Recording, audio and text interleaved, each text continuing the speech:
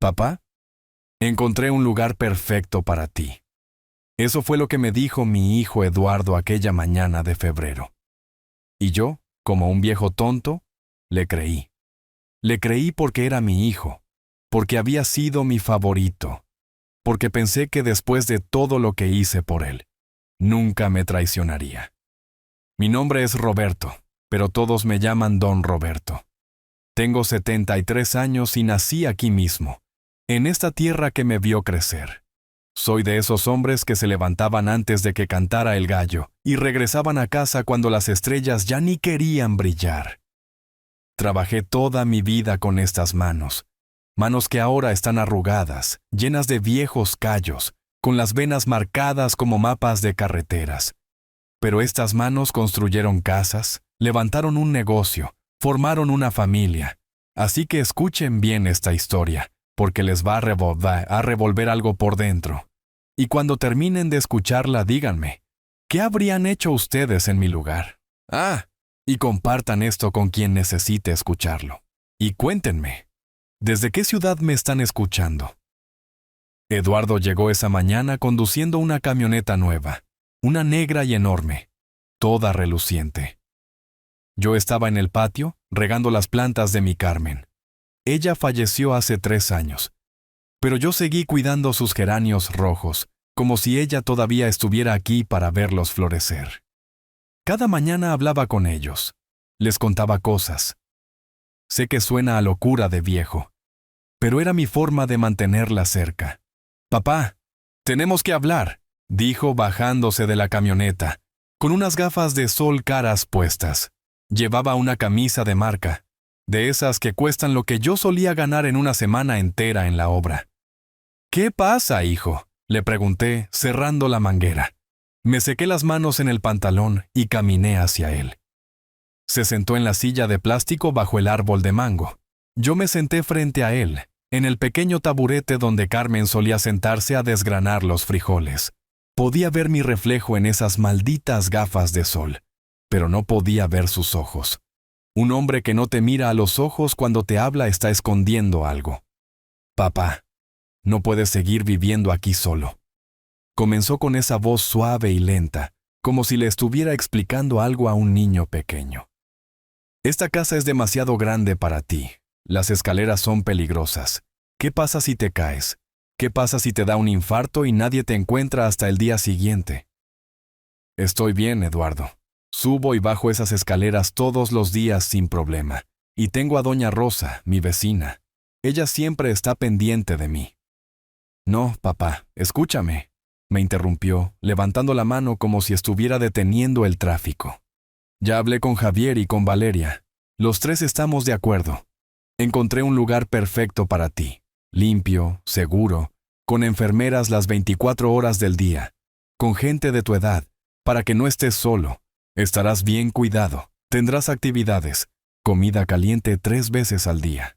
Sentí que algo se me atoraba en la garganta, como cuando te tragas un pedazo de tortilla seca sin agua. ¿Un asilo? No, papá. Es una residencia de retiro. Es diferente. Es moderno. Tiene jardines, cable, televisión, hasta internet si lo necesitas. Es lo mejor para ti en este momento de tu vida. Me quedé mirándolo fijamente. Traté de encontrar al niño que solía cargar en mis hombros cuando íbamos a la feria del pueblo. Al adolescente que lloró en mis brazos cuando terminó con su primera novia, aquella Verónica que lo volvía loco. Al hombre que me abrazó llorando el día que enterramos a su madre diciendo, «No sé qué voy a hacer sin ella, papá». Pero no pude encontrarlo. Ese Eduardo ya no estaba allí. En su lugar había un extraño con una camisa cara y un reloj de oro. «Eduardo, no quiero ir a ningún asilo. Esta es mi casa. Todo lo que yo...» «Residencia de retiro, papá. Y, mira, esto no está a discusión. Ya vendí la casa». Esas palabras cayeron como un rayo en medio del patio. Sentí que el suelo se movía bajo mis pies. «¿Qué? ¿Qué dijiste?» «Vendí la casa». «Bueno, técnicamente, la casa ha estado a mi nombre desde que mamá murió. ¿Recuerdas? Me diste un poder notarial para manejar todo. porque dijiste que estabas cansado de lidiar con bancos y abogados, que no entendías ese papeleo. Era verdad, yo había hecho eso. Después de que Carmen falleció, no quería saber nada de papeles, firmas ni escrituras. Esas cosas me daban dolor de cabeza. Ella siempre era la que manejaba las cuentas, los papeles importantes. Cuando ella murió, yo solo quería descansar. Confié en Eduardo. Le di poder sobre todo, porque era mi hijo, porque pensé que nunca me haría daño. Eduardo, esta es mi casa. Viví aquí con tu madre durante 45 años. Tú naciste aquí, Javier nació aquí, Valeria nació aquí. Todos los recuerdos de mi vida están aquí. La sala donde tu mamá solía tejer, el comedor donde comíamos todos juntos, el cuarto donde... Papá, son solo recuerdos, me cortó. Como Pama. Su voz ya no era suave. Empezaba a sonar impaciente. Necesitas pensar en lo práctico, no ser sentimental. Vendí la casa por un buen precio, un muy buen precio.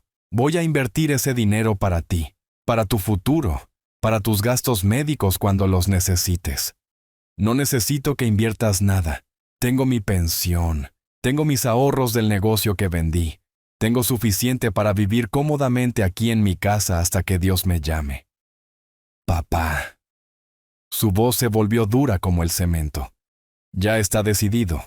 Los nuevos dueños firman los papeles el próximo martes. Ya pagué 3 meses por adelantado en la residencia San Francisco. Todo está arreglado. Todo está listo. Me levanté de la silla. Mis piernas temblaban, pero me mantuve firme. No voy a ir a ningún lado, Eduardo. Esta es mi casa y no voy a... ¡Ya no es tu casa!, gritó él, levantándose también. Se quitó las gafas y finalmente pude ver sus ojos.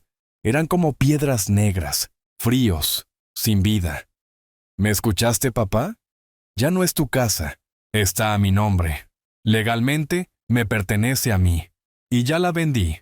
Ya firmé el contrato. Ya recibí el dinero. Punto. Caso cerrado. Nos quedamos allí, uno frente al otro. Yo, buscando a mi hijo en esos ojos extraños. Él, mirándome como si yo fuera un mueble viejo que hay que tirar a la basura. ¿Por qué, Eduardo? Apenas pude susurrar. ¿Por qué me haces esto? Él suspiró profundamente, como si yo fuera el que estaba siendo terco. Difícil. Irracional. No estoy haciendo nada malo, papá. Te estoy cuidando. Estás viejo. Ya no puedes estar solo. Necesitas supervisión profesional. Y yo tengo mi vida, mi esposa, mis hijos, mi negocio. No puedo estar viniendo todo el tiempo a ver si estás bien o si se te olvidó tomarte las pastillas. Nunca te he pedido que vengas. Ni siquiera visitas tan seguido. Exacto. Por eso es mejor que estés en un lugar donde te puedan vigilar todo el tiempo. Puso su mano en mi hombro, un gesto que podría haber sido cariñoso, si no fuera por todo lo que acababa de decir. Vengo por ti el lunes, a las 9 de la mañana. Empaca solo lo necesario, ropa para una semana, tus documentos, tus medicinas. Yo me encargaré de vender o regalar el resto. ¿El resto? Los muebles que tu mamá y yo compramos. Pieza por pieza, las fotos, la máquina de coser de tu mamá, sus cosas. Papá, son solo cosas, cosas viejas. No tendrás espacio para nada de eso en la residencia. Tu habitación es pequeña. Solo cabe una cama, una mesita de noche, un armario. Tenemos que ser prácticos. Se volvió a poner las gafas de sol. Caminó hacia su camioneta reluciente. Esa camioneta que probablemente compró con el anticipo de la venta de mi casa, de mi vida, de mis recuerdos. Antes de subir, se volvió una última vez. Y papá, no hagas un drama de esto, ¿de acuerdo?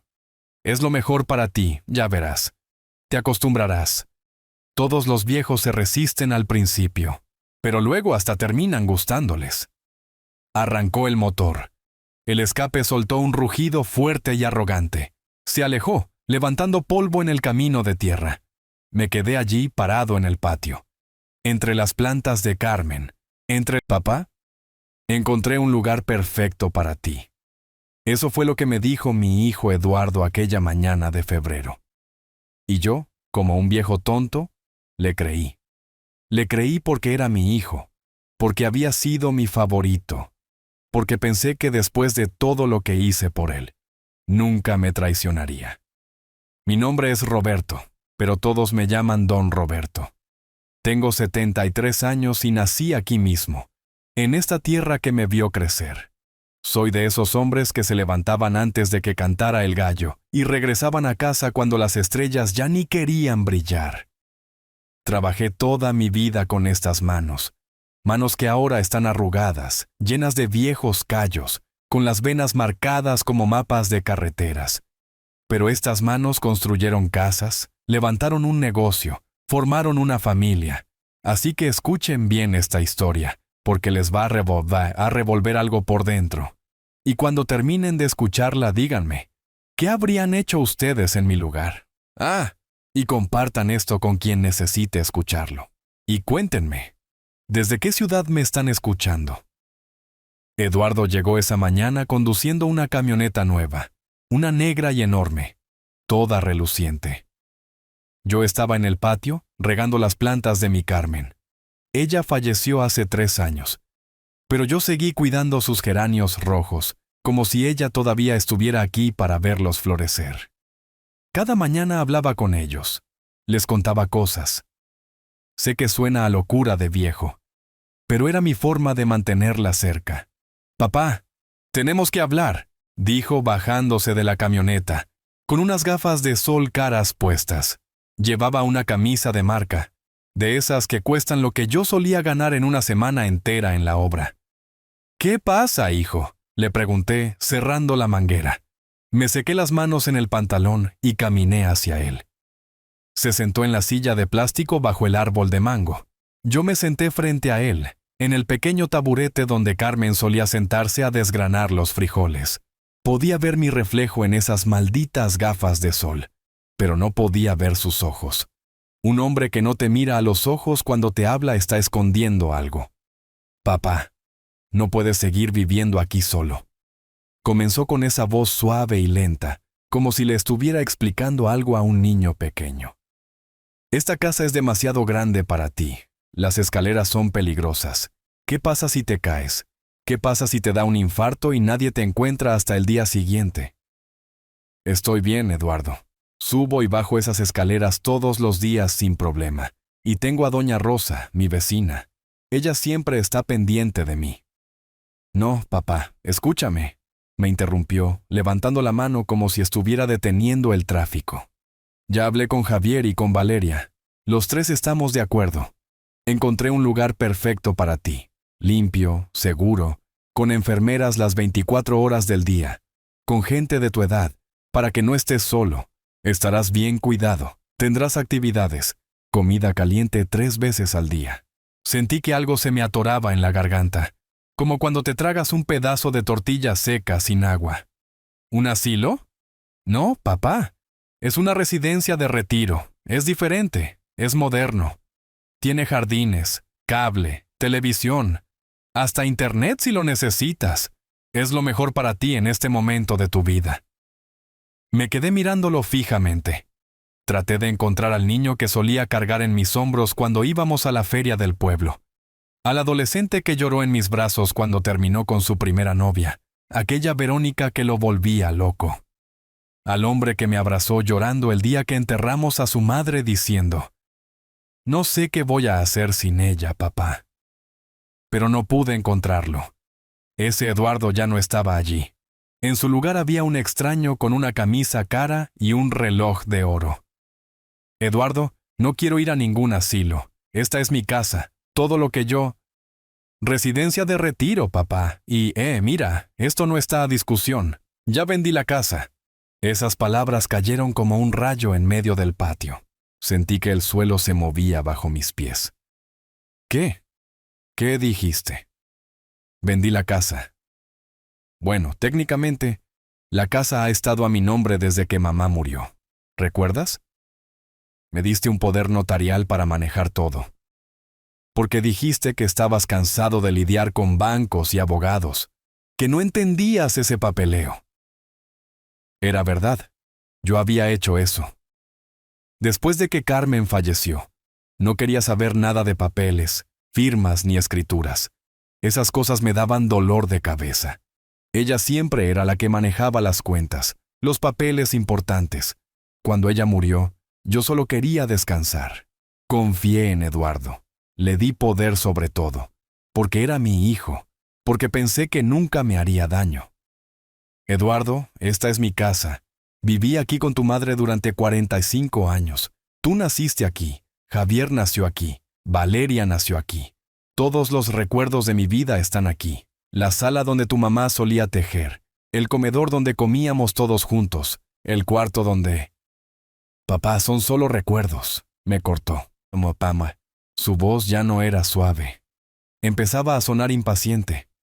Necesitas pensar en lo práctico, no ser sentimental. Vendí la casa por un buen precio, un muy buen precio. Voy a invertir ese dinero para ti, para tu futuro, para tus gastos médicos cuando los necesites. No necesito que inviertas nada. Tengo mi pensión, tengo mis ahorros del negocio que vendí. Tengo suficiente para vivir cómodamente aquí en mi casa hasta que Dios me llame. Papá. Su voz se volvió dura como el cemento. Ya está decidido. Los nuevos dueños firman los papeles el próximo martes. Ya pagué 3 meses por adelantado en la residencia San Francisco. Todo está arreglado. Todo está listo. Me levanté de la silla. Mis piernas temblaban, pero me mantuve firme. No voy a ir a ningún lado, Eduardo. Esta es mi casa y no voy a... ¡Ya no es tu casa!, gritó él, levantándose también. Se quitó las gafas y finalmente pude ver sus ojos. Eran como piedras negras, fríos, sin vida. ¿Me escuchaste, papá? Ya no es tu casa. Está a mi nombre. Legalmente, me pertenece a mí. Y ya la vendí. Ya firmé el contrato. Ya recibí el dinero. Punto. Caso cerrado. Nos quedamos allí, uno frente al otro. Yo, buscando a mi hijo en esos ojos extraños. Él, mirándome como si yo fuera un mueble viejo que hay que tirar a la basura. ¿Por qué, Eduardo? Apenas pude susurrar. ¿Por qué me haces esto? Él suspiró profundamente, como si yo fuera el que estaba siendo terco. Difícil. Irracional. No estoy haciendo nada malo, papá. Te estoy cuidando. Estás viejo. Ya no puedes estar solo. Necesitas supervisión profesional. Y yo tengo mi vida, mi esposa, mis hijos, mi negocio. No puedo estar viniendo todo el tiempo a ver si estás bien o si se te olvidó tomarte las pastillas. Nunca te he pedido que vengas. Ni siquiera visitas tan seguido. Exacto. Por eso es mejor que estés en un lugar donde te puedan vigilar todo el tiempo. Puso su mano en mi hombro, un gesto que podría haber sido cariñoso, si no fuera por todo lo que acababa de decir. Vengo por ti el lunes, a las 9 de la mañana. Empaca solo lo necesario, ropa para una semana, tus documentos, tus medicinas. Yo me encargaré de vender o regalar el resto. ¿El resto? Los muebles que tu mamá y yo compramos. Pieza por pieza, las fotos, la máquina de coser de tu mamá, sus cosas. Papá, son solo cosas, cosas viejas. No tendrás espacio para nada de eso en la residencia. Tu habitación es pequeña. Solo cabe una cama, una mesita de noche, un armario. Tenemos que ser prácticos. Se volvió a poner las gafas de sol. Caminó hacia su camioneta reluciente. Esa camioneta que probablemente compró con el anticipo de la venta de mi casa, de mi vida, de mis recuerdos. Antes de subir, se volvió una última vez. Y papá, no hagas un drama de esto, ¿de acuerdo? Es lo mejor para ti, ya verás. Te acostumbrarás. Todos los viejos se resisten al principio, pero luego hasta terminan gustándoles. Arrancó el motor. El escape soltó un rugido fuerte y arrogante. Se alejó, levantando polvo en el camino de tierra. Me quedé allí parado en el patio. Entre las plantas de Carmen, entre los recuerdos de toda mi vida, viendo esa camioneta negra desaparecer en la esquina. No lloré. Los hombres de mi generación aprendemos a no llorar. Pero sentí algo peor que las lágrimas. Sentí un vacío en el pecho, un agujero frío donde solía estar el orgullo de ser padre. Me senté lentamente en la silla de plástico. Las piernas no me sostenían. Miré el jardín que cuidaba todos los días, la casa que pinté 3 veces con mis propias manos, las ventanas que arreglé cuando se rompieron, la puerta que barnizaba cada año para que no se pudriera. Nada de eso era mío ya. Mi hijo me lo había quitado. Mi hijo, al que cargué en brazos de bebé, al que enseñé a andar en bicicleta, al que cargué en mi espalda cuando le dio neumonía y no teníamos dinero para un taxi al hospital, aquel a quien le pagué la universidad vendiendo el terreno que mi padre me había dejado. Ese hijo acababa de apuñalarme por la espalda. Y lo peor es que lo hizo mirándome a los ojos. Bueno, cuando finalmente se quitó las gafas, me quedé sentado allí. No sé por cuánto tiempo. El sol se movió por el cielo. Las sombras del árbol de mango cambiaron de lugar. Doña Rosa, mi vecina, pasó barriendo su banqueta y me saludó. Solo levanté la mano. No tenía voz para contestar. Cuando empezó a oscurecer, me levanté. Entré a la casa. Todo estaba en silencio. Ese silencio que había estado allí desde que Carmen se fue, y ahora se sentía aún más pesado. Me senté en el sillón de la sala, el mismo en el que Carmen se sentaba a tejer. Cerré los ojos, y por primera vez en 3 años, desde que la enterré, realmente hablé con ella. Carmen, dije en voz baja, tu hijo nos traicionó, a los dos, a ti, que ya no estás, y a mí, que sigo aquí. No sé qué hacer, mi amor. No sé qué hacer. El silencio fue la única respuesta. Un silencio que sabía a derrota. No dormí esa noche. Me quedé sentado en el sillón de la sala hasta el amanecer, viendo las sombras moverse en las paredes, escuchando los sonidos de la casa. Esos crujidos que me sabía de memoria. El reloj de pared que Carmen compró en el mercado de artesanías. El refrigerador que hacía ese ruidito cada 2 horas. El perro del vecino que ladraba a las 3 de la mañana. Todos esos sonidos. No los escucharía por mucho más tiempo. Cuando el sol empezó a entrar por la ventana, me levanté. Me dolían las rodillas. Me dolía la espalda. Pero me dolía más el pecho. Ese tipo de dolor que las pastillas no curan. Fui a la cocina. Puse agua a calentar para el café. Saqué el frasco de café instantáneo. Carmen siempre decía que el café instantáneo era basura, que el café de verdad se hacía en la vieja cafetera de olla. Pero desde que ella se fue, simplemente no tenía ganas de hacer las cosas a la antigua. Me senté a la mesa de la cocina con mi taza humeante. Esa mesa donde desayunamos por tantos años. Donde los niños hacían la tarea mientras Carmen cocinaba, donde celebramos cumpleaños, navidades, fiestas. Miré a mi alrededor, los azulejos que Carmen escogió, blancos con flores azules, las ollas colgadas en la pared, la estufa vieja que todavía funcionaba bien, el mantel de plástico con dibujos de frutas. Todo eso iba a desaparecer también. Tomé un sorbo de café, estaba amargo. Me quemó la lengua, pero no me importó. Pensé en Eduardo. En su cara cuando me dijo que ya había vendido la casa. Sus ojos fríos, esa camioneta nueva, que probablemente costaba más de lo que yo gané en un año entero de trabajo. ¿Cuándo se volvió así? Traté de recordar.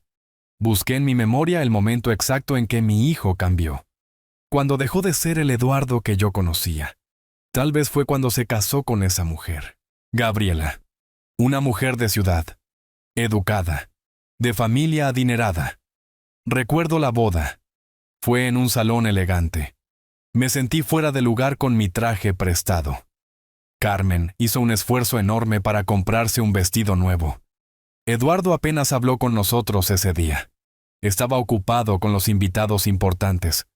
O tal vez fue antes de eso, cuando se fue a estudiar a la capital, cuando regresó.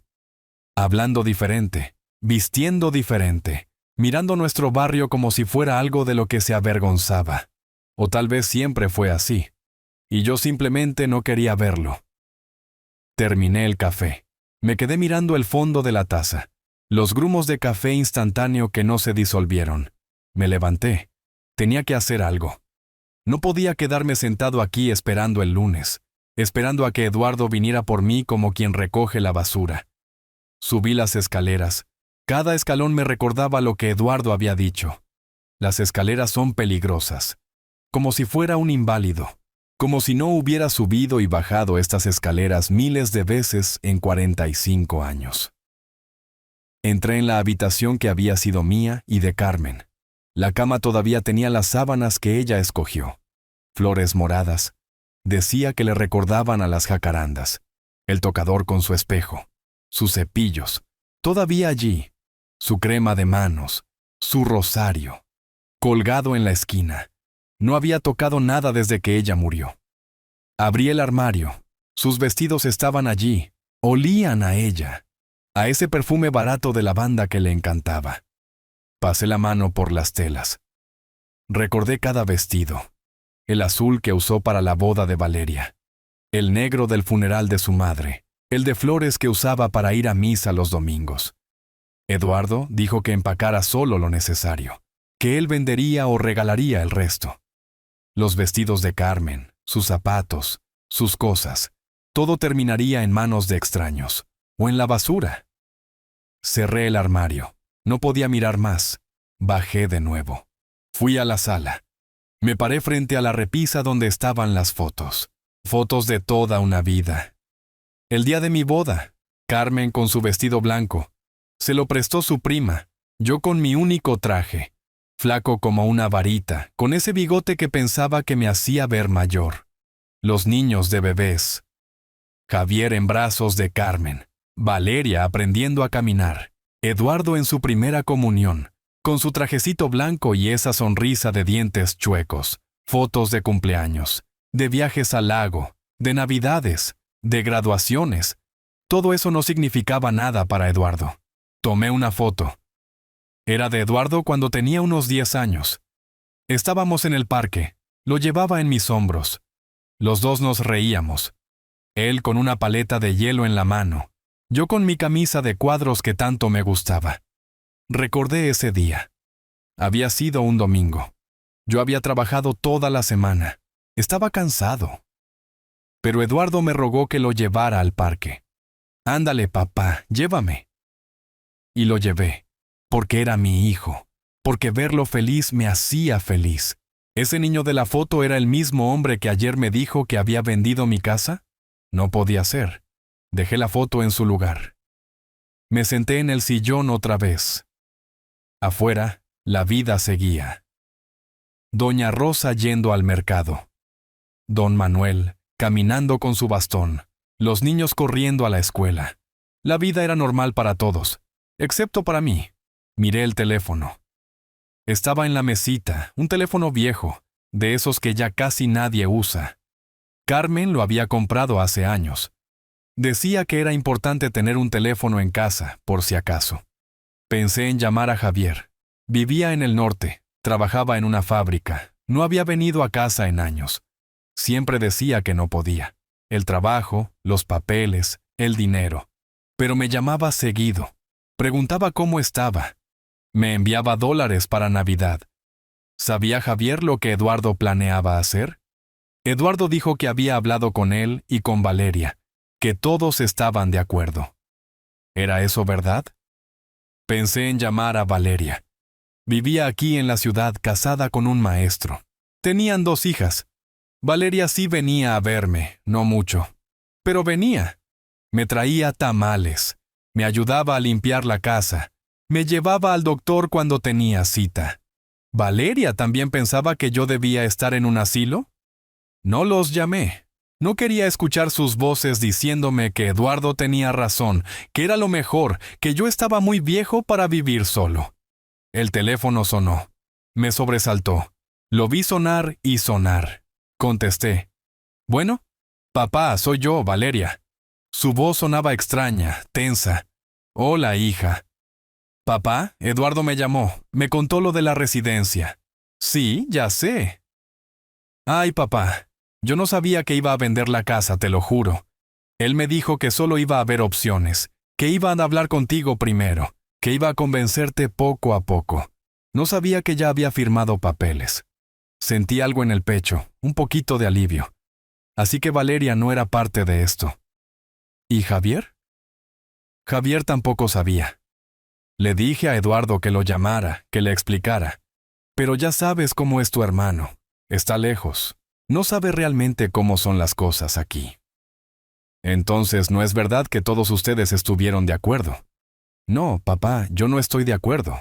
Pero... Se quedó callada un momento.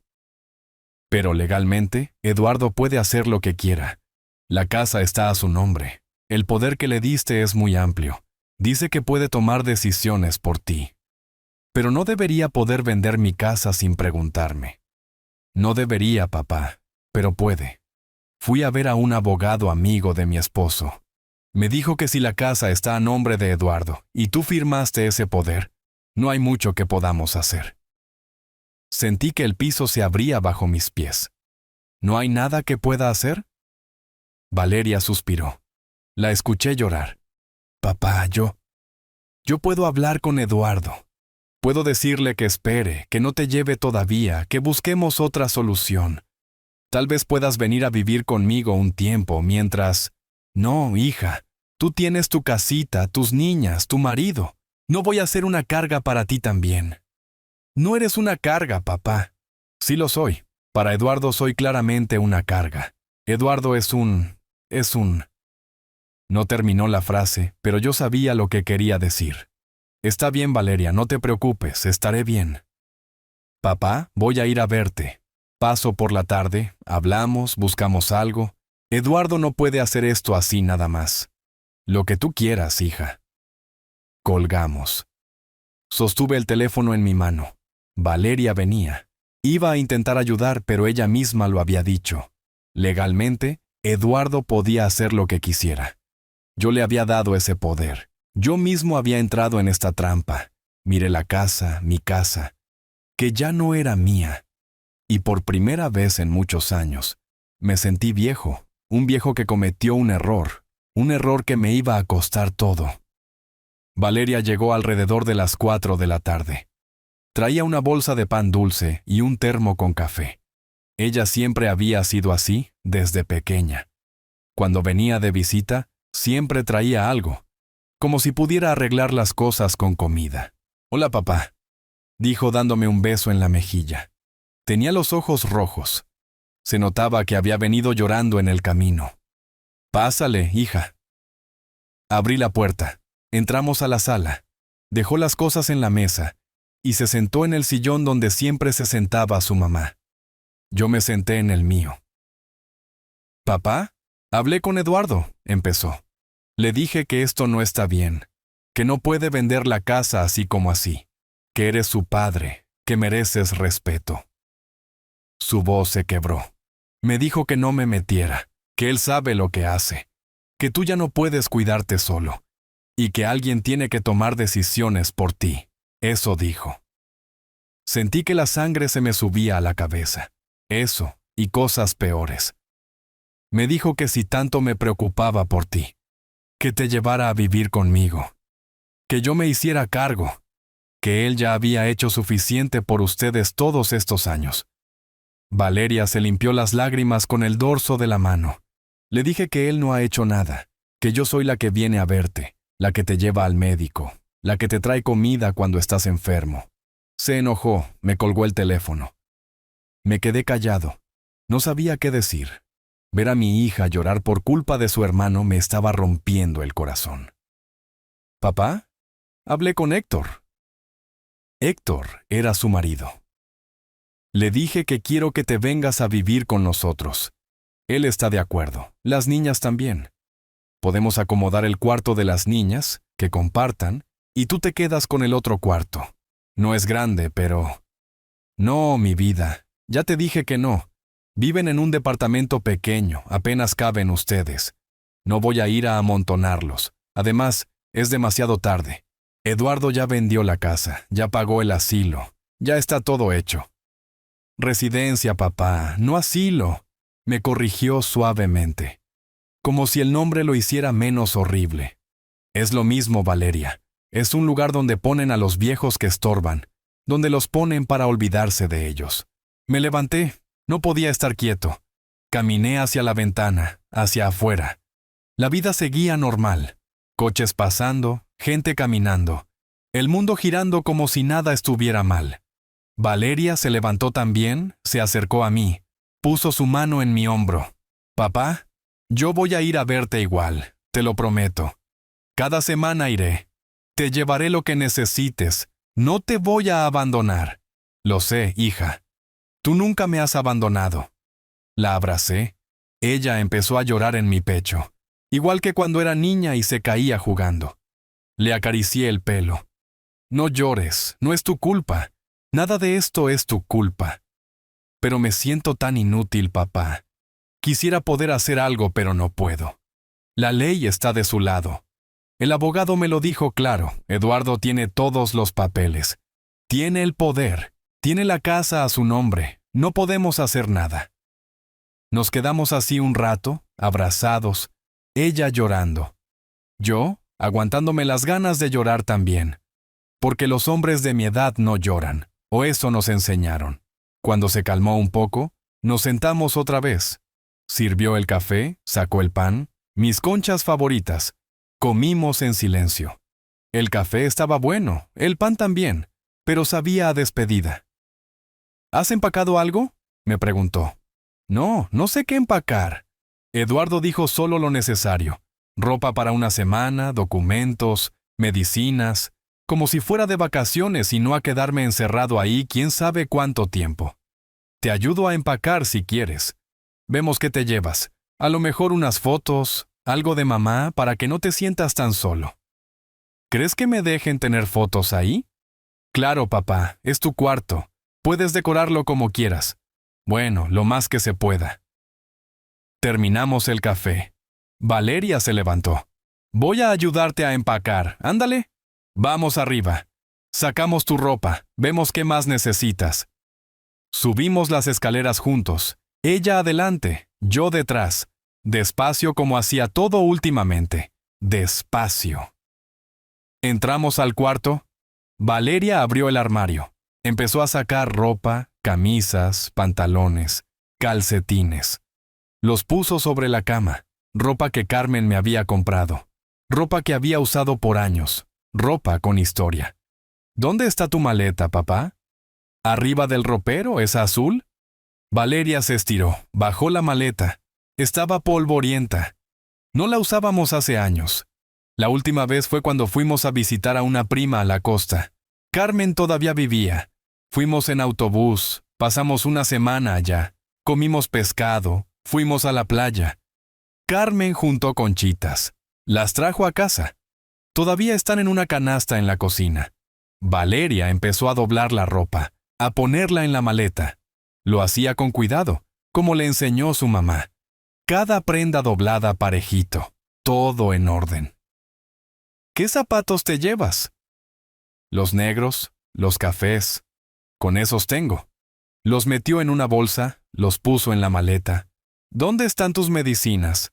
En el baño, en el botiquín. Fue por ellas, las trajo en una bolsa. Pastillas para la presión, para el colesterol, para el azúcar.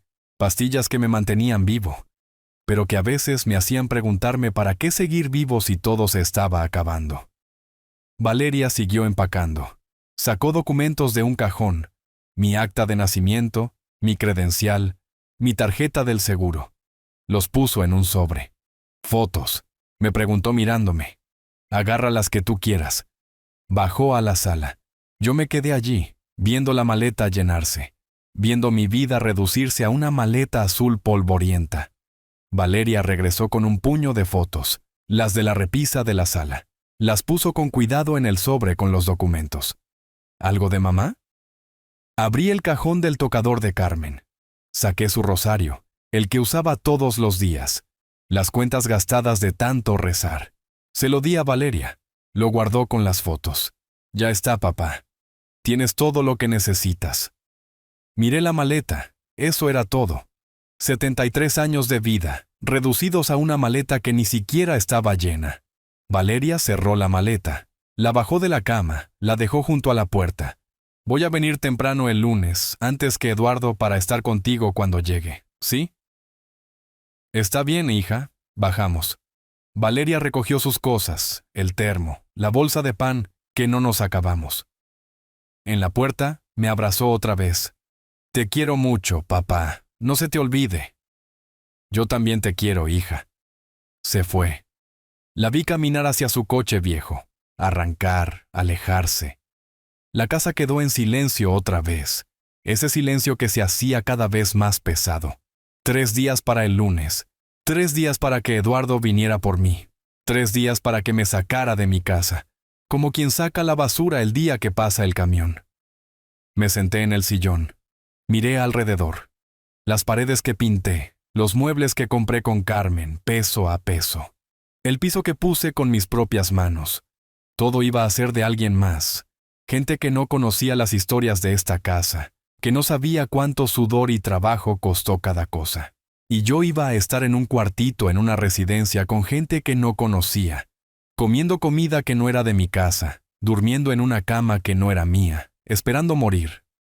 Pasé el sábado caminando por la casa, de cuarto en cuarto, tocando las paredes, mirando cada rincón, tratando de grabármelo todo en la memoria porque sabía que después de que saliera, probablemente nunca volvería a entrar aquí.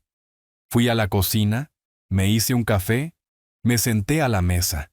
Desde allí veía el patio, el árbol de mango que planté cuando nació Javier. Ese árbol tenía ya 50 años. Daba unos mangos dulces, grandes, jugosos. Carmen hacía agua de mango, hacía paletas para los nietos. Eduardo se subía a ese árbol cuando era niño. Se pasaba horas allá arriba, leyendo sus historietas. ¿Se acordaba Eduardo de ese árbol? ¿Se acordaba de las tardes que pasó allá arriba? Probablemente no. Para él eran solo recuerdos viejos, sin valor, cosas que se podían vender o tirar. Salí al patio, toqué el tronco del árbol, la corteza rasposa, las marcas que el tiempo le había dejado, igual que a mí, lleno de cicatrices, pero todavía de pie, todavía dando frutos. Perdóname, viejo amigo, le dije al árbol. Te voy a dejar solo. Espero que los nuevos dueños te cuiden, aunque lo dudo. Me reí para mis adentros. Estaba hablando con un árbol. De verdad me estaba volviendo loco. Regresé a la casa, subí las escaleras otra vez. Entré al cuarto de Valeria. No había entrado allí en años, desde que se casó y se fue. El cuarto estaba vacío. Solo quedaba la cama. Las paredes tenían marcas de los pósters que ella pegaba. Grupos de música que ni me acuerdo cómo se llamaban. Este cuarto había sido su mundo, su espacio. Ahora era solo un cuarto vacío y polvoriento. Fui al cuarto de Javier. Tampoco había entrado en mucho tiempo. Estaba igual, vacío, triste. Javier se fue hace más de 20 años. Se fue a buscar el sueño americano. Lo encontró trabajando 12 horas al día en una fábrica. Ganaba en dólares, pero perdió todo lo demás. Su idioma, su tierra, su familia. Hablaba con él por teléfono cada mes. Siempre decía que iba a venir pronto de visita. Nunca venía. Siempre había algo. El trabajo, los papeles, el dinero. Cuando Carmen murió, tampoco vino. Mandó dinero para el funeral, como si el dinero pudiera reemplazar su presencia. Finalmente, fui al cuarto de Eduardo, el más grande de los 3, porque él era el favorito, porque Carmen decía que era el más chico y necesitaba más espacio. Pintamos las paredes de azul para él. Le pusimos repisas para sus trofeos de fútbol. Le compramos un escritorio grande para que estudiara. Todo lo que hicimos por él, todo lo que le dimos, y así es como me pagaba. Me senté en el suelo del cuarto vacío. Mis rodillas tronaron.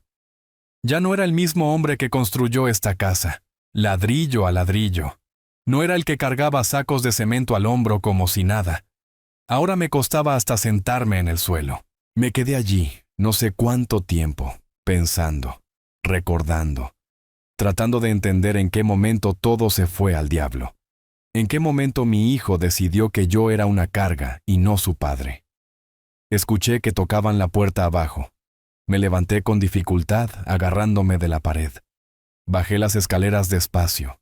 Era don Manuel, mi vecino, mi amigo de hace 30 años. «Roberto, ¿estás bien? Te ves terrible, compadre», me dijo cuando abrí la puerta. Don Manuel era de mi edad, pero se veía mejor que yo. Más derecho, más fuerte, claro. Él no tenía hijos traicionándolo. «Pásale, Manuel, pásale». Entramos a la sala. Se sentó en la silla de las visitas. Yo me senté en la mía. «Valeria vino a verme ayer», dijo. Me contó lo que hizo Eduardo. «No puedo creerlo, Roberto, simplemente no puedo creerlo». «Pues créelo. El lunes me echa a la calle». Pero esta es tu casa. No puede venderla así como así». «Puede, está a su nombre. Le di poder notarial sobre todo. Fui un idiota, Manuel. Un idiota que confió en su hijo». Don Manuel negó con la cabeza. «¿Y no hay forma de detener esto? Yo fui abogado, Roberto. Aunque esté jubilado, algo se debe poder hacer. Valeria fue con un abogado. Le dijo que no hay nada que hacer. Los papeles están en orden. Eduardo tiene todo el derecho legal». «Derecho legal sí, pero derecho moral no. Esto no está bien. No se le hace esto a un padre».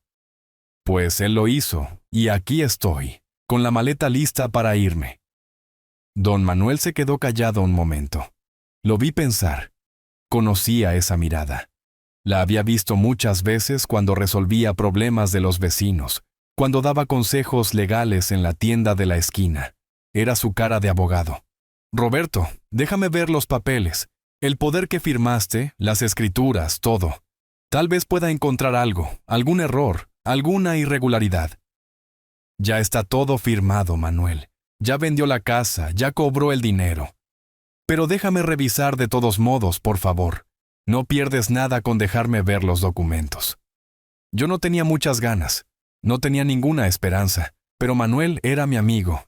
Si quería ayudar, que lo intentara. «Están en el cajón del mueble, la carpeta café». Se levantó, fue por la carpeta. La abrió allí mismo en la mesa de la sala. Sacó sus lentes, los de leer. Empezó a revisar los papeles. Yo lo veía leer, pasar las hojas, fruncir el ceño, hacer esos ruidos que hace la gente cuando lee cosas complicadas. «¿Cuándo firmaste esto?», preguntó señalando un papel. «Hace 3 años, cuando murió Carmen.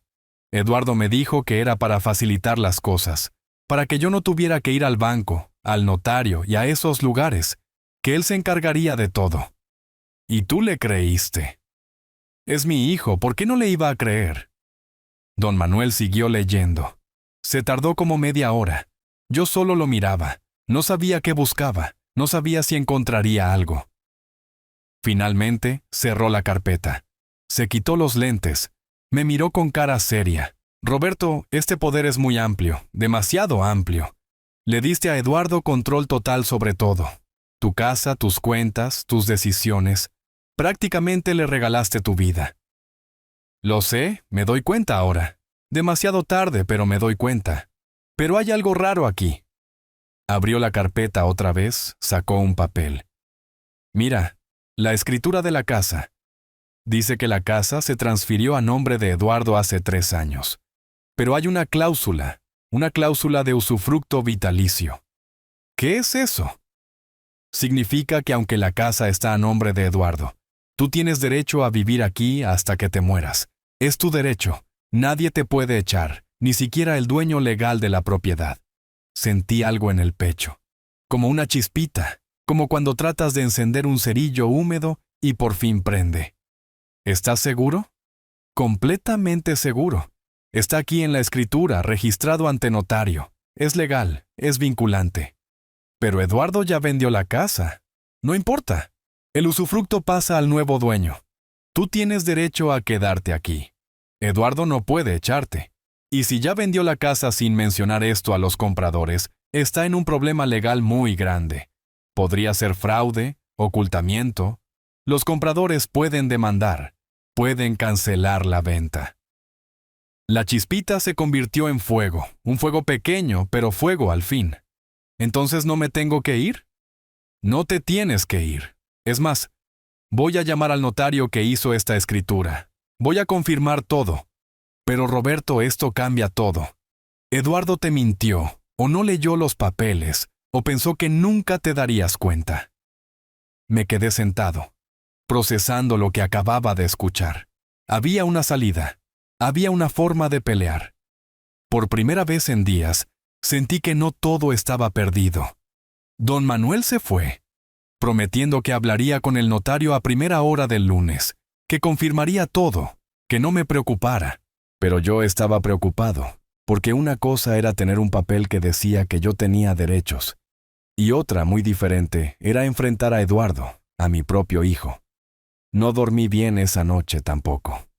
Di vueltas en la cama, pensando en lo que Manuel había descubierto, esa cláusula de usufructo. Carmen había insistido en ponerla. Lo recordaba ahora. Cuando fuimos al notario a arreglar los papeles después de que ella enfermó, le dijo al licenciado: «Quiero que mi esposo pueda vivir en esta casa hasta que se muera. No me importa de quién sea el nombre en el papel». El notario lo escribió. Lo pusimos en la escritura. Eduardo firmó. Estuvo de acuerdo. O simplemente firmó sin leer. O lo leyó y pensó que yo nunca me enteraría.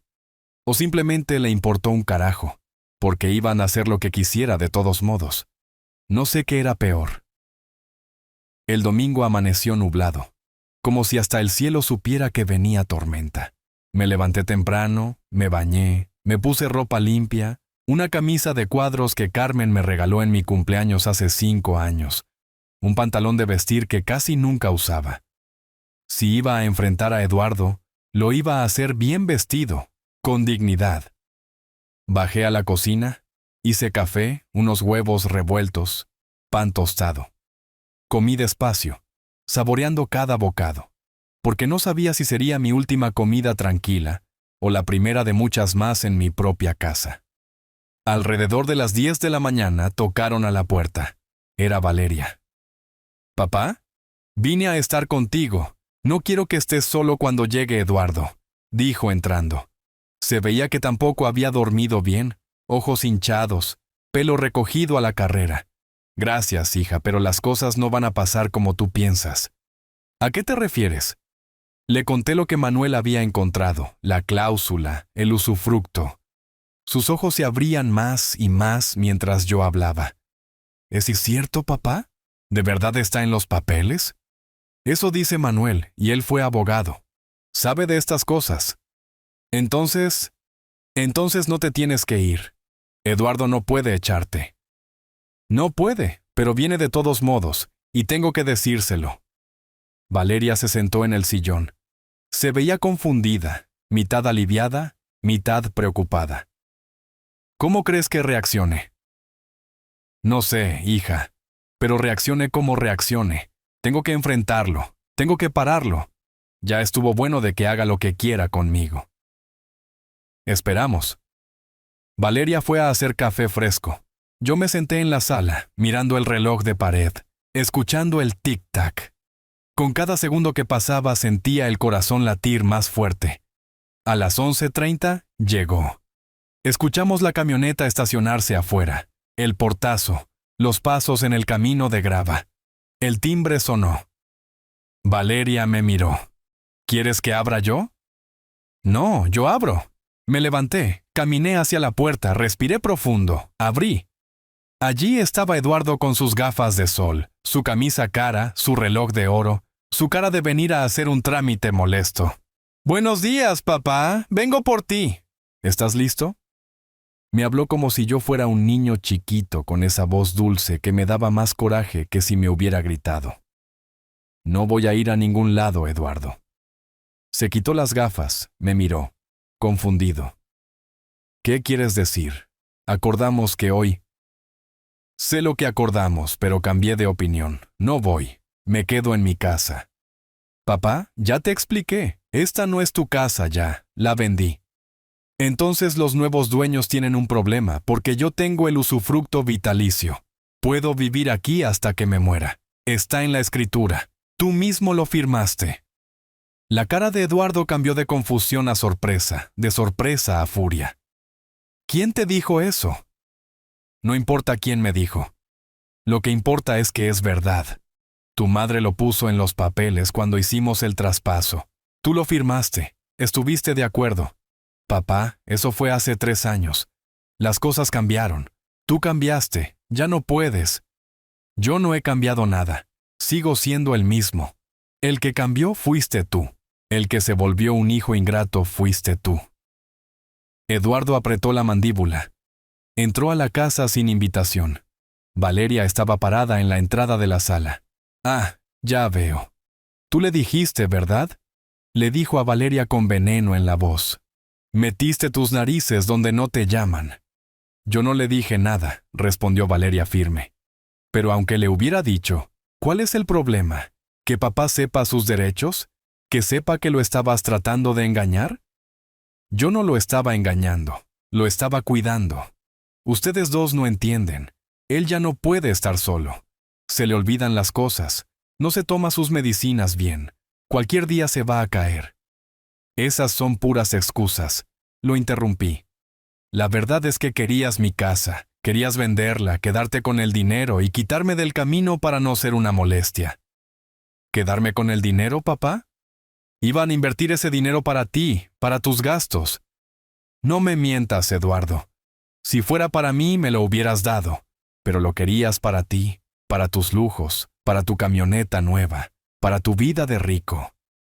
Eduardo dio un paso hacia mí, amenazante. Valeria se puso en medio. No te le acerques, le dijo a su hermano. Quítate, Valeria. Esto es entre mi papá y yo. No me quito. Y esto no es solo entre ustedes dos. Es sobre la familia, y tú le estás faltando el respeto a nuestro padre. Faltándole al respeto. Soy el único que se ha ocupado de él. El único que ha venido a verlo, a ayudarlo con sus cosas. ¿Ayudarlo? ¿Llamas a ayudar a vender su casa sin decirle? La casa es mía, está a mi nombre. Pero él tiene derecho a vivir aquí, gritaba Valeria ahora también. ¡Basta!, grité yo, más fuerte que los dos. Se callaron, me miraron. Basta, Eduardo. Te lo voy a decir una sola vez. No me voy. Me quedo en mi casa. Si vendiste la casa, ese es tu problema. Arréglalo tú. Devuelve el dinero. Cancela la venta. Haz lo que tengas que hacer. Pero yo no me muevo de aquí. Eduardo me miró con puro odio. Un odio que nunca había visto en sus ojos. Ni siquiera cuando era niño y lo regañaba. ¿Sabes qué, papá? Bien, haz lo que quieras.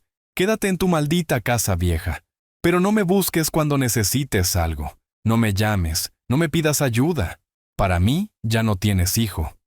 Si así lo quieres, está bien. Porque el hijo que yo crié no hubiera hecho lo que tú hiciste. Eduardo dio media vuelta, caminó hacia la puerta. Antes de salir, se volvió una última vez. Esto no se queda así. Voy a hablar con mi abogado. Voy a encontrar la forma de sacarte de aquí, ya verás. Se fue. La camioneta arrancó con un rugido. Salió disparado, haciendo ruido, dejando humo. Me quedé allí parado. Valeria me abrazó. Lo hiciste bien, papá. Lo hiciste muy bien. Pero yo no me sentía bien. Me sentía vacío. Acababa de perder a mi hijo. Bueno, mi hijo ya me había perdido hacía mucho tiempo. Yo apenas me acababa de dar cuenta. Me senté en el sillón.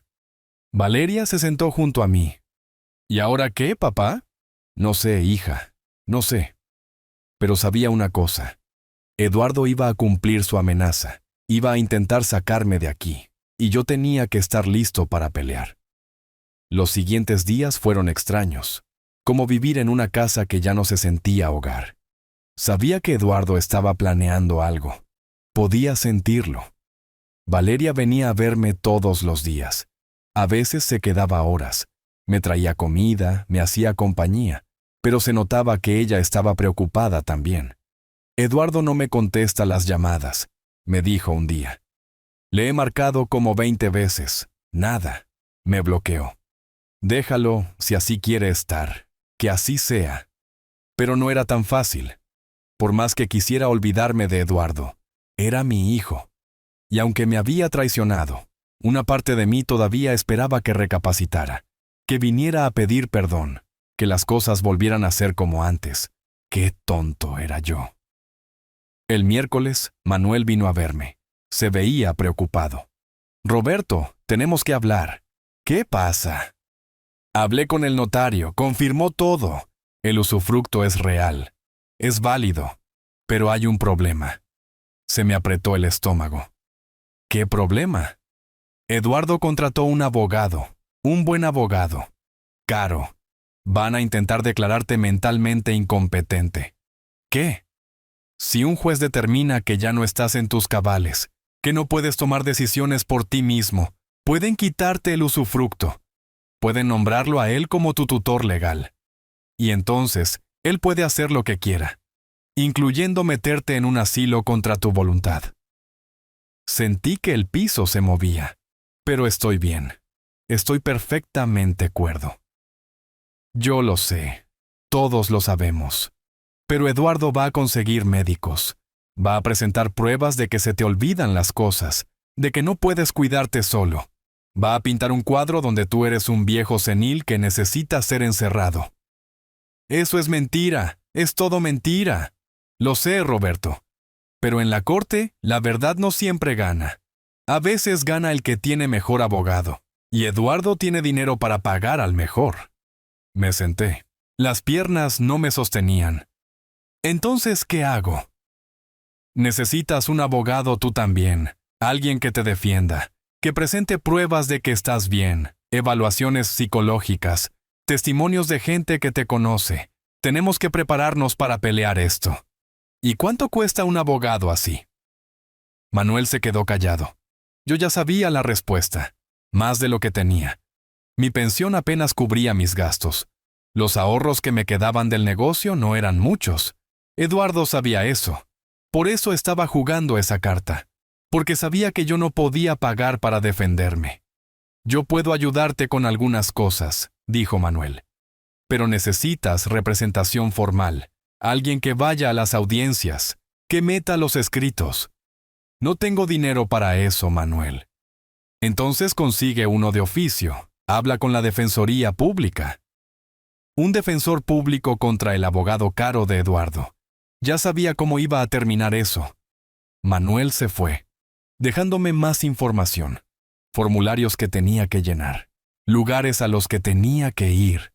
Me sentía perdido. Toda mi vida había sido un hombre de trabajo físico, de mis manos, no de papeles y formularios y juzgados. Esa noche llamé a Javier. Necesitaba hablar con alguien.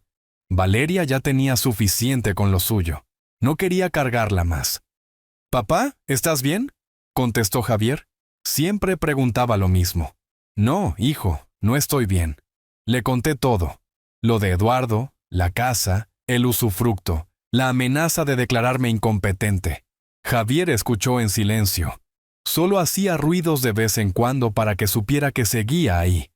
Cuando terminé, suspiró. «Papá, yo no sabía que las cosas estaban así de mal. Eduardo me llamó hace unas semanas. Me dijo que te iba a poner en una residencia, que era lo mejor. Yo le creí. Pensé que era buena idea. Tú también pensaste eso. Papá, perdóname. No estoy allá. No sé cómo son las cosas realmente. Solo sé lo que Eduardo me dice, y él siempre ha sido convincente. Es un mentiroso, Javier. Vendió mi casa sin decirme. Quiere encerrarme para quedarse con todo». «Lo sé», Valeria me dijo. «Papá, quiero ayudarte. De verdad quiero. Pero estoy lejos, y no tengo mucho dinero. Estoy con 2 trabajos para mantener a mi familia. No puedo». «No te pido dinero, hijo. Solo quería hablar. Solo quería que supieras la verdad. ¿Y qué vas a hacer? ¿Pelear? Mientras tenga fuerzas voy a pelear. Papá, ten cuidado. Cuando Eduardo se encapricha, es peligroso. Siempre ha sido así, desde niño, tú lo sabes». Era verdad. Eduardo era un niño terco. Cuando quería algo, no paraba hasta conseguirlo. Lloraba, gritaba, hacía berrinche. Y Carmen, ella siempre le daba lo que quería. «Es el más chico», decía. «Déjalo». Yo le decía que lo estaba malcriando. Ella decía que yo era muy duro con él. Al final, Eduardo siempre ganaba. Y ahora, Eduardo era un hombre, con poder, con dinero, con abogados. Y todavía quería ganar, sin importar a quién tuviera que aplastar. Tendré cuidado, Javier. Gracias por escucharme. Papá, si necesitas algo, lo que sea, llámame. Buscaré la forma de ayudar. Está bien, hijo, cuídate. Colgué. Sostuve el teléfono viendo la pantalla oscurecerse. Tenía 2 hijos que me querían, Valeria y Javier. Pero Valeria apenas podía con su vida, y Javier estaba a miles de kilómetros, y tenía un hijo que me odiaba, que quería destruirme, que tenía el poder para hacerlo. Fui a la cocina, abrí la alacena, busqué hasta el fondo. Allí estaba. La botella de tequila que me regalaron en mi jubilación. Nunca la había abierto. Carmen decía que la guardáramos para una ocasión especial. Bueno, esta era la ocasión. Una ocasión especialmente jodida. Pero una ocasión, al fin. Abrí la botella. Me serví un caballito. Me lo tomé de un trago. Quemó. Sabía amargo. Pero el calor que dejó en el pecho se sintió bien. Me serví otro. Y otro. No era hombre de beber. Pero esta noche necesitaba algo para dormir. Algo para olvidar. Aunque fuera por unas horas. Me terminé media botella. Me fui a la cama tambaleándome. Caí encima de las cobijas. El cuarto daba vueltas. Cerré los ojos. Y por primera vez en mucho tiempo, dormí sin soñar. Me desperté con un dolor de cabeza terrible. La boca me sabía a metal. El estómago revuelto. Me arrastré al baño. Me vi en el espejo. Un viejo con los ojos rojos. El pelo parado, sin rasurar. Me veía patético. ¿Esto es lo que quieres ser?, me dije al espejo. ¿Un viejo borracho que se rinde? Carmen me hubiera dado un coscorrón. Ella siempre decía que los problemas no se arreglan con una botella, que hay que enfrentarlos con la cabeza fría y el corazón fuerte. Me metí a bañar con agua fría. Me rasuré. Me puse ropa limpia. Bajé a la cocina y me hice un café bien cargado. Con 2 aspirinas. Necesitaba pensar claro. Eduardo tenía abogado. Tenía dinero. Tenía un plan. ¿Qué tenía yo? Una casa donde legalmente podía vivir, pero que me podían quitar si me declaraban incompetente. Una pensión que apenas alcanzaba. 2 hijos que me querían, pero no podían ayudarme realmente. Pero tenía algo más. Tenía 73 años de experiencia, de pelear con la vida, de caerme y levantarme 1000 veces. Eduardo pensaba que porque era viejo, era estúpido. Bueno, le iba a demostrar que estaba equivocado. Agarré lápiz y papel. Carmen siempre hacía listas cuando tenía problemas. Decía que escribir las cosas ayudaba a verlas más claro. Empecé a escribir. Cosas que Eduardo hizo mal. Puse arriba. Vendió la casa sin informar a los compradores del usufructo. Eso es fraude. Me presionó para firmar papeles justo después de que Carmen murió y yo estaba de duelo. Eso podría ser coacción. Se quedó con el dinero de la venta. Dinero que, según él, era para mis gastos. Pero nunca me enseñó dónde lo invirtió. Mientras escribía, recordé más cosas. Cosas que no parecían importantes en su momento, pero que ahora tenían sentido. Hace como 6 meses, Eduardo me pidió que firmara unos papeles. Dijo que era para renovar mi seguro médico. Yo firmé sin leer. Confiaba en él. ¿Qué firmé realmente? ¿Más poderes? ¿Autorización para manejar mis cuentas? También recordé que después de que Carmen murió, Eduardo insistió en que le diera acceso a mi cuenta del banco.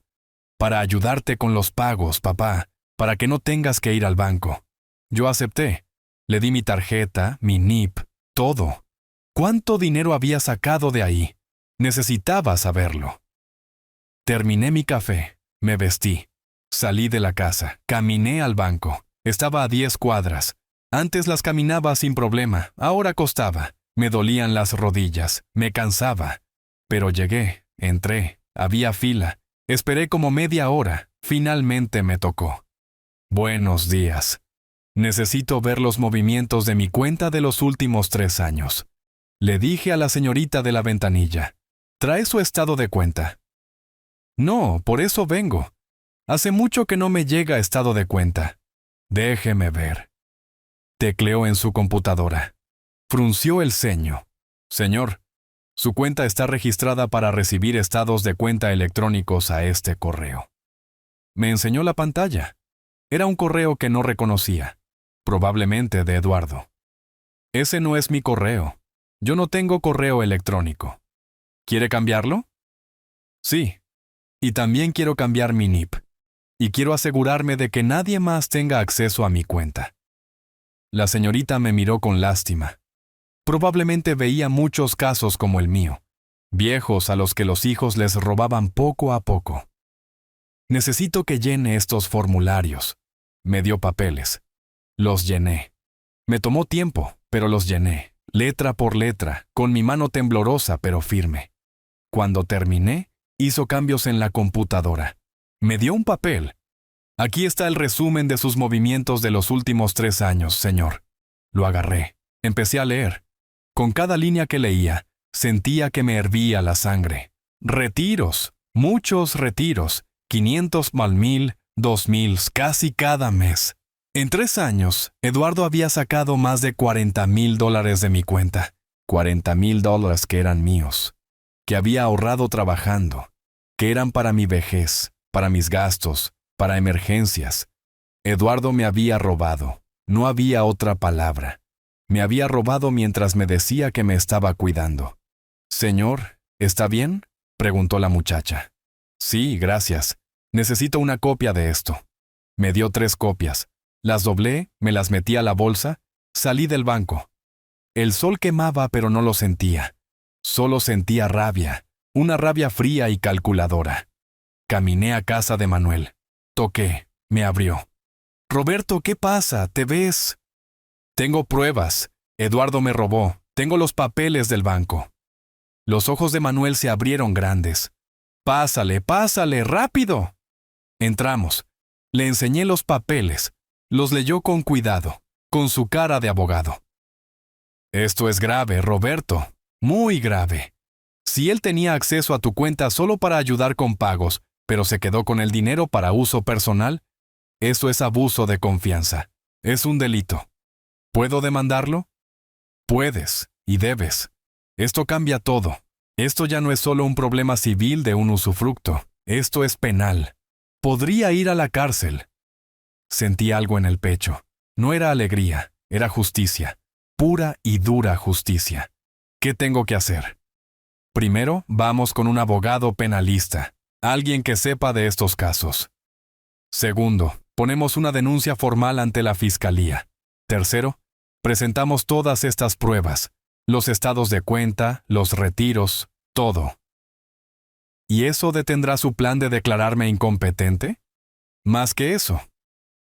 Cuando un juez vea que Eduardo te está robando, manipulando, usando su poder para su propio beneficio, no hay forma de que le den la tutela. Al contrario, lo van a investigar a él. Por primera vez en semanas, sonreí. Una sonrisa pequeña, pero real. ¿Conoces un abogado penalista? Conozco al mejor. Se llama el licenciado Morales. Es duro, no se anda con juegos. Y odia a los hijos que abusan de sus padres. Tuvo un caso similar hace años. Ganó. ¿Cuánto cobra? Déjame hablar con él. Le cuento tu situación. A ver si podemos arreglar algo. Manuel sacó su teléfono. Marcó. Habló con alguien. Explicó mi caso. Escuchó. Asintió. Dice que puede verte mañana a las 10 de la mañana en su despacho. Yo te acompaño. Ahí estaré. Salí de casa de Manuel con paso más firme, con la cabeza más clara, con un propósito. Eduardo quería jugar sucio. Bueno, los dos íbamos a jugar sucio. Pero yo tenía algo que él no. Yo tenía la verdad de mi lado. Y la verdad, tarde o temprano, siempre gana. Al día siguiente, me levanté temprano. Me vestí bien. Pantalón de vestir, camisa blanca, los zapatos de ir a misa. Si iba a ver a un abogado, iba a ir presentable, con dignidad. Manuel pasó por mí a las 9:30. Fuimos en su coche viejo, pero jalaba bien. El despacho del licenciado Morales estaba en el centro, en un edificio antiguo pero señorial, de esos con historia. Subimos al tercer piso. La secretaria nos recibió. Nos pasó a una oficina con libreros llenos de libros gordos, códigos, leyes, cosas que yo no entendía, pero que me daban confianza. El licenciado Morales era un hombre como de 50 años, pelo canoso, traje oscuro, cara seria pero ojos amables. Me dio la mano firme. Señor Roberto, un placer. Manuel me contó su situación. Déjeme decirle, casos como el suyo me hierven la sangre. Los hijos que abusan de sus padres son lo peor de lo peor. Me cayó bien de inmediato. Nos sentamos. Saqué todos los papeles que traía, los estados de cuenta, las copias de las escrituras, el poder, todo.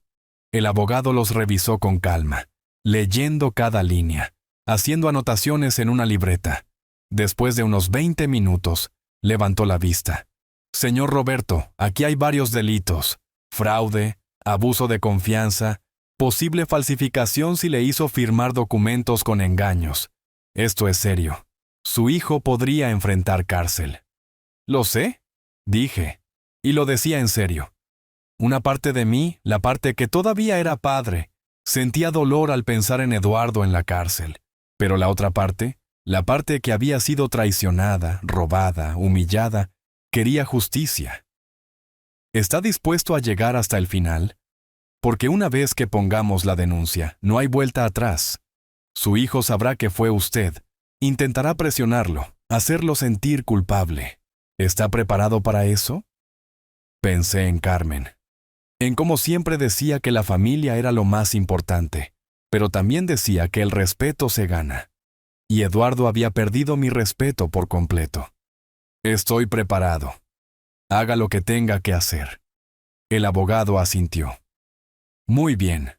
Haremos esto por pasos. Primero, hoy mismo vamos a la fiscalía. Ponemos la denuncia formal. Presentamos todas estas pruebas.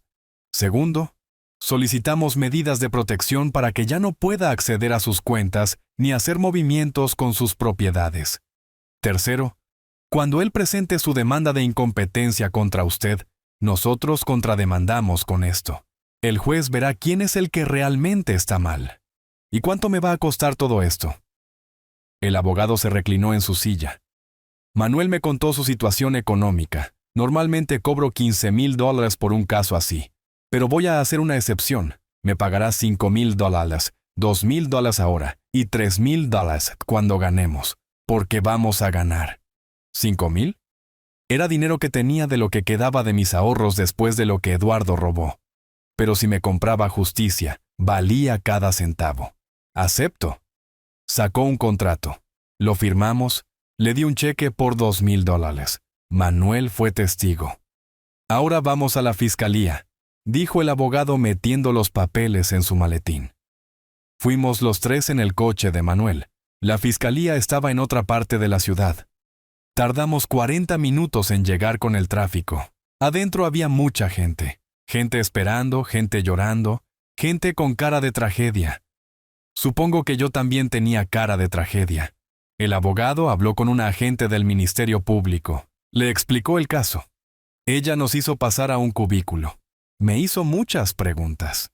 ¿Cuándo pasó? ¿Cómo pasó? ¿Qué documentos tenía? ¿Cuánto dinero faltaba? Le conté todo, desde el principio, desde que Carmen murió y le di el poder a Eduardo, desde que empezó a sacar dinero, desde que me dijo que vendió la casa. Todo. Ella escribía en su computadora. Tecleaba rápido. Cuando terminé, imprimió varios papeles. Señor Roberto, estoy levantando una denuncia por fraude y abuso de confianza contra Eduardo.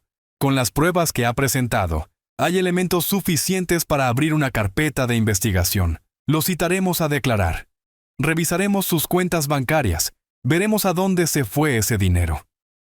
Firmé la denuncia con mano temblorosa, pero decisión firme. ¿Cuánto tiempo toma esto?, pregunté. Depende. Pueden ser semanas, pueden ser meses, pero con la evidencia que tiene, el caso es sólido. Salimos de la fiscalía. Eran casi las 3 de la tarde. No había comido. Me rugía el estómago. Pero sentía algo más fuerte que el hambre. Sentía que por fin estaba haciendo algo. Que no era una víctima. Que era un hombre peleando por lo suyo. Manuel nos invitó a unos tacos. Fuimos a un puesto que él conocía. Me comí 3 de carnitas. Estaban buenos. Sabían a victoria. Pequeña, pero victoria. ¿Ahora qué? Le pregunté al abogado mientras comíamos. Ahora esperamos. En unos días Eduardo será notificado de que hay una denuncia en su contra. Ahí es cuando se va a poner bueno. Vendrá a buscarlo. Intentará que retire la denuncia. Le prometerá cosas. Lo amenazará. Usted no debe ceder. ¿Entiende? No importa lo que diga, no importa lo que prometa. No retire la denuncia. No lo haré. Bien. Porque si retira la denuncia, él gana y usted pierde todo. Terminamos de comer. Manuel me llevó de regreso a mi casa. El abogado se fue en su coche. Entré a la casa. Me sentía cansado, agotado, pero satisfecho. Me senté en el sillón. Agarré la foto de Carmen de la mesita. Bueno, mi amor, le dije. Lo hice. Puse la denuncia. La pelea empezó. No sé cómo va a terminar esto, pero no me voy a echar para atrás. Te lo prometo. La foto no contestó, pero sentí que ella estaba orgullosa. Dormí mejor esa noche. Todavía preocupado, pero con la conciencia tranquila. Había hecho lo correcto, aunque doliera, aunque fuera contra mi propio hijo. Había hecho lo correcto, y ahora solo quedaba esperar. Pasaron 5 días, 5 días de espera, de nervios, de preguntarme si había hecho lo correcto. Valeria venía a diario. Me traía comida, me hacía compañía. Le conté lo que había hecho. Al principio se quedó callada. Luego me abrazó y lloró. Hiciste bien, papá. Eduardo se buscó esto él solo. Javier llamó también. Le conté. Suspiró al otro lado de la línea. Papá, te apoyo, pero ten cuidado. Eduardo bastaba estar furioso. Lo sabía. Estaba preparado, o eso creía. El viernes por la mañana estaba tomando café en la cocina cuando escuché la camioneta. Ese sonido de motor potente que conocía. Se estacionó fuerte. El portazo. Los pasos rápidos, furiosos. Alguien golpeó la puerta. No tocaron. Golpearon, como queriendo tirarla. Abre, papá. Abre esta maldita puerta. Respiré hondo. Dejé mi taza de café. Caminé despacio a la puerta. Abrí. Eduardo estaba ahí, pero no era el Eduardo de traje y lentes caros. Era un Eduardo diferente, despeinado, sin rasurar, con los ojos rojos, con una mirada de odio que nunca había visto. ¿Qué hiciste, papá? ¿Qué demonios hiciste? Gritó empujando para entrar. Tenía un papel en la mano. Lo agitaba. Me llegó un citatorio. Un maldito citatorio de la fiscalía. Dicen que me denunciaste por fraude. Así es, lo hice. ¿Estás loco? Soy tu hijo. Tu hijo, papá. Un hijo no roba a su padre. Un hijo no vende la casa de su padre sin decirle. Un hijo no trata de meterlo en un asilo para quedarse con todo. Yo no te robé. Ese dinero era para administrarlo, para invertirlo para ti. Entonces, ¿dónde está? Enséñame dónde invertiste $40,000. Enséñame los papeles, las inversiones. Algo. Eduardo se quedó callado. Apretó la mandíbula. ¿No puedes? Claro que no puedes, porque te gastaste ese dinero en tu camioneta, en tu ropa cara, en tu vida de rico, con mi dinero. Era mi herencia, me la merecía. No era tu herencia, eran mis ahorros, de mi trabajo, de mi vida, y no te los di, me los robaste. Eduardo dio un paso hacia mí, amenazante. No me moví, ya no le tenía miedo. O tal vez sí, pero no iba a demostrarlo. Vas a retirar esa denuncia, hoy mismo.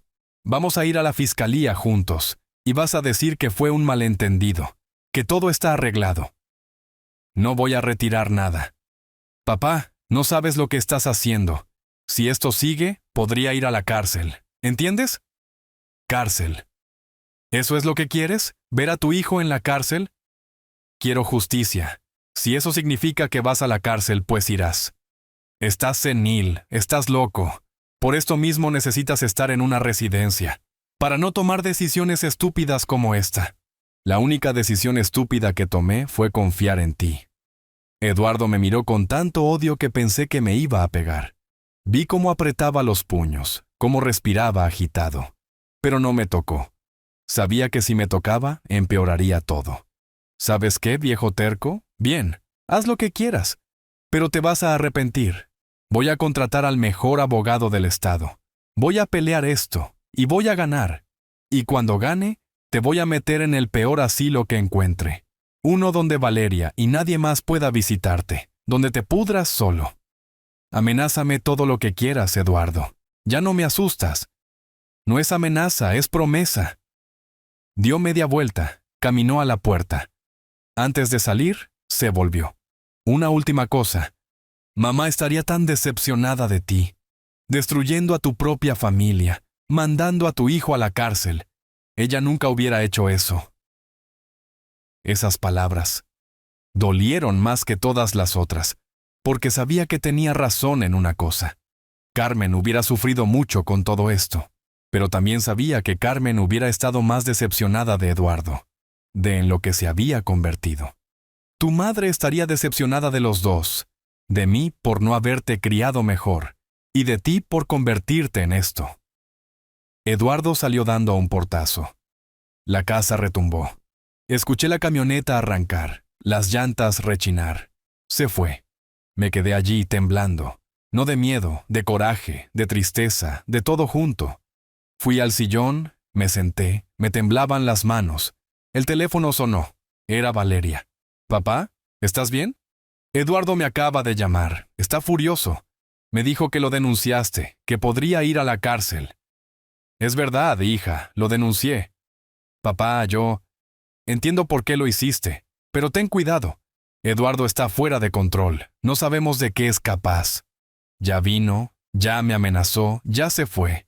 ¿Te hizo algo? ¿Te tocó? No, solo gritó, solo amenazó. Voy para allá, dame 20 minutos. No hace falta, hija, estoy bien. Voy de todos modos». Colgó. Sostuve el teléfono en la mano. Miré alrededor de la casa. Mi casa que había peleado tanto por conservar.